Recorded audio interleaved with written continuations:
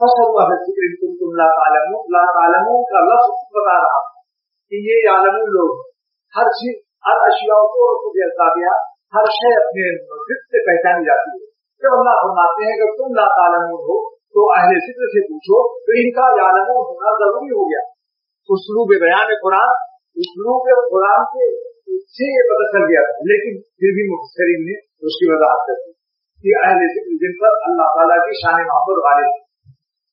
इसलिए हमारे हकीम थानी रज़ियल्लाहु अन्हु फरमाया करते थे कि अहले इल्म को चाहिए कि मेरे पढ़ने पढ़ाने पर नाज न करें, बल्कि अहलुल्लाह की सोहबत में जाए और अहले मोहब्बत की सोहबत में बैठे, ताकि उनको इल्म की रूह हासिल हो जाए।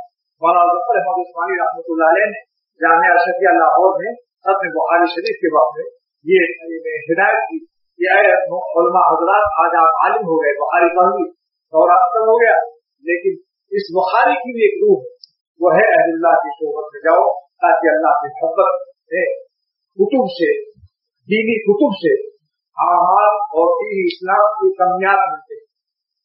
लेकिन कुतुब से यानी अफ्ताब से और अहलुल्लाह से, कुतुब दीनी से मिलते हैं क्या? आमाल के कमियात और मकादीर। इतनी रकात पर मगरिब में कह रकात पर मालूम हुआ कि 3 रकात मगरिब की फर्ज है, लेकिन वो नमाज किस कैफियत से अदा की जाए, सजदा हमारा किस कैफियत से अदा हो, रुकू हमारा किस कैफियत से अदा हो, अल्लाह का नाम किस मोहब्बत से निकले, सुभान रब्बियल आला किस प्यार से निकले, सजदे में अल्लाह की तरफ हमारा प्यार करते हैं, ये सब बात समझ में कब आती है? ये जब कैफियत ईमानी से मुशर्रफ हो, उसकी कैफियत अता होती है कुलूब से। कैफियत कागज नहीं होती, कैफियत का बहर सीने है, अहलुल्लाह के दिल है।